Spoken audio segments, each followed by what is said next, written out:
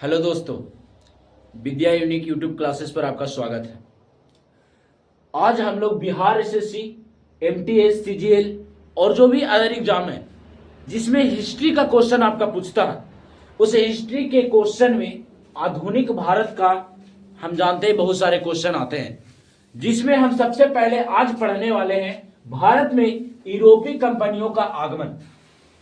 आप लोग जानते हैं कि भारत में यूरोपीय कंपनियों के आगमन से बहुत सारे क्वेश्चन पूछे जाते हैं, जिसमें सबसे पहला आपका पूछा जाता है वास्को डी गामा के बारे में कि वास्को डी गामा कौन था, कहां से आया था, क्या किया उसने। तो आपको मालूम होना चाहिए कि जब हमारे भारत में रास्ते की खोज किया गया यूरोप द्वारा, तो उसका श्रेय वास्को डी गामा को जाता है। कथा 17 मई 1498 में भारत के पश्चिमी तट पर स्थित कालीकट बंदरगाह पर पहुंचकर भारत और यूरोप के बीच नए समुद्री मार्ग की खोज की गई।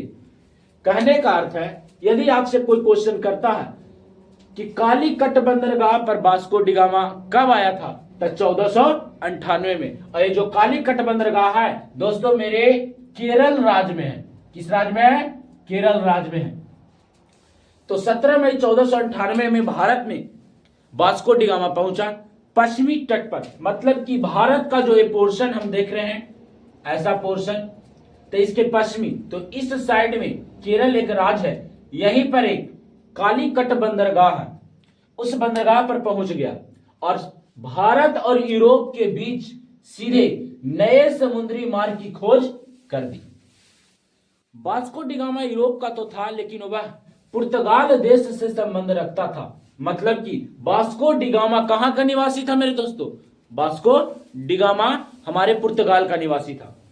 फिर कहता है कि भारत की यात्रा में, मतलब भारत पहुंचने में वास्को डी गामा की जो सहायता किया था, वो भारतीय व्यापारी जो केरल राज्य का ही रहने वाला था, अब्दुल मजीद ने किया। किसने किया? अब्दुल मजीद। बहुत बार क्वेश्चन पूछ चुका गया आपसे कि वास्को डी गामा को भारत पहुंचने में भारतीय व्यापारी कौन था जिसने सहायता किया, तो अब्दुल मजीद था। इसके बाद वास्को डी गामा से आपके सारे क्वेश्चन क्लियर हो गए। इससे ज्यादा आपको वास्को डी गामा से क्वेश्चन नहीं पूछेंगे। अब फ्रांसिस्को द अल्मेडा, ये कौन था? तो भारत में आने वाला प्रथम पुर्तगाली वायसराय। भारत में आने वाला प्रथम पुर्तगाली वायसराय कौन था? फ्रांसिस्को द अल्मेडा था। यह भारत में कब पहुंचा जी? 1505 में पहुंचा। इसके बाद जो दूसरा व्यापारी आया, दूसरा वायसराय बनकर आया भारत में, तब Alfonso de Albuquerque, Alfonso de Albuquerque था। यह भारत में 1509 में पुर्तगाली का वायसराय बनकर आया था। मतलब कि भारत में पहला पुर्तगाली वायसराय फ्रांसिस्को द अल्मेडा और दूसरा पुर्तगाली वायसराय अल्फांसो द अल्बुकर्क था, जो 1509 में भारत आया था। इसी अल्फांसो द अल्बुकर्क ने 1510 में बीजापुर के यूसुफ आदिल शाह से गोवा को जीत लिया और गोवा को अपने कब्जे में पुर्तगालियों ने कर लिया।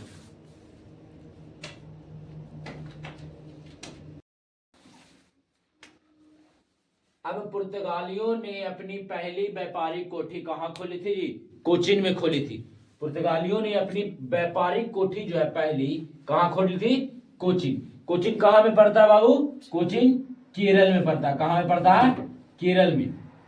आपको मालूम होना चाहिए, जब वास्को डी गामा केरल के कालीकट पर आया था, तो उनका स्वागत कालीकट के जो राजा थे, केरल के जो राजा थे, जामोरिन नाम था उनका। क्या नाम था? जामोरिन। मतलब कि केरल के राजा जामोरिन ने वास्को डी गामा का स्वागत किया। वास्को डी गामा का स्वागत किया, खूब भव्य स्वागत किया था वास्को डी गामा का। फिर कहता है कि दक्षिण पूर्वी तट पर पुर्तगालियों की एकमात्र बस्ती थी जहां पुर्तगाली लोग रहते थे, उसका नाम सन थोमे थी। उस जगह का नाम, उस गांव का नाम क्या था? सन थोमे, जहां पुर्तगाली रहते थे। कहता पुर्तगालियों ने ईस्ट इंडिया कंपनी, पुर्तगाली ईस्ट इंडिया कंपनी की स्थापना 1498 ईस्वी में हुआ था। और सबसे पहली अपनी कोठी कहां खोली थी? कोचीन में खोली थी। पुर्तगाली ईस्ट इंडिया कंपनी की स्थापना 1498 में हुआ था। अब देखिए, जैसे ही पुर्तगाली लोग गए वैसे ही डच लोग आ गए, और पूर्णतः पुर्तगाली गए नहीं थे। पुर्तगालियों का शासन को रोक दिया गया और डचों ने शासन करना शुरू कर दिया। देखिए, अब डच के बारे में पढ़ते हैं। कहता पुर्तगालियों के बाद भारत में डच लोग आए। कौन लोग आए? डच लोग। पुर्तगालियों लोगों को देखा गया, यूरोपीय लोग देखे कि पुर्तगाल बहुत विकसित कर रहा है। क्यों कर रहा है? क्योंकि वह भारत से व्यापार कर रहा है। तो डच लोग ने सोचा चलिए हम भी व्यापार करते हैं। इस कारण से डच लोग भारत में फिर आए। तो पुर्तगालियों के बाद भारत में किनका आगमन हुआ? डचों का आगमन हुआ। और पहला डच यात्री जो भारत आया था उसका नाम था हाउटमैन। क्या नाम था जी? हाउटमैन नाम था। पहला डच यात्री, पहला डच व्यापारी जो भारत में व्यापार करने आया उसका नाम था हाउटमैन। कहता डचों ने भारत में अपनी प्रथम व्यापारिक कोठी, जिस प्रकार पुर्तगालियों ने अपनी व्यापारिक कोठी व्यापार करने के लिए खोला, उसी प्रकार डचों ने भी अपनी व्यापारिक कोठी खोली। तो डचों ने अपनी पहली व्यापारिक कोठी 1605 में मसूलीपट्टनम में स्थापित की। और ये मसूलीपट्टनम कहां में है? ये मसूलीपट्टनम आंध्र प्रदेश में है। कहां में है? आंध्र प्रदेश में है मसूलीपट्टनम। और इसी मसूलीपट्टनम ने अपनी प्रथम फैक्ट्री खोल दी। कहता डचों ने भारत में दूसरी व्यापारिक कोठी कहां खोली जी? पुलिकट में खोला। कहां? पुलिकट। और ये पुलिकट भी कहां है? आंध्र प्रदेश में। कहां में है? आंध्र प्रदेश में ही है पुलिकट। तो डचों के बारे में कहा जाए तो पहली जो फैक्ट्री खोली है अपनी वो मसूलीपट्टनम में खोली, और दूसरी फैक्ट्री जो खोली वो पुलिकट में खोली। कहता है कि भारत में पहली बार औद्योगिक वेतन भोगी, माने उद्योग के लिए आपको पैसा दिया जाने लगा, वेतन दिया जाने लगा। उस वेतन का शुरुआत जो किया था डचों ने किया था। इसके पहले जो भी पुर्तगाली लोग व्यापार करते थे उसके बदले पैसे नहीं बल्कि सामान के बदले सामान दिया करते थे। लेकिन डचों ने क्या किया? औद्योगिक वेतन भोगी की शुरुआत किया। तो डचों ने सबसे पहले उद्योग के लिए आपको पैसे देने के लगे कि आप हमारे यहाँ काम कीजिएगा, हम आपको पैसे देंगे। फिर कहता डचों का भारत में अंतिम रूप से जो पतन हुआ, पतन माने अंत, जो 1759 में एक युद्ध हुआ था, वो युद्ध का नाम था बेदरा का युद्ध। 1759 में कौन सा युद्ध हुआ था?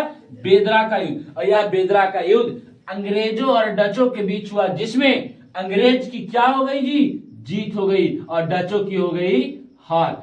और यहीं से डच लोग का शासन खत्म होने लगा और अंग्रेजी लोग का शासन बढ़ने लगा।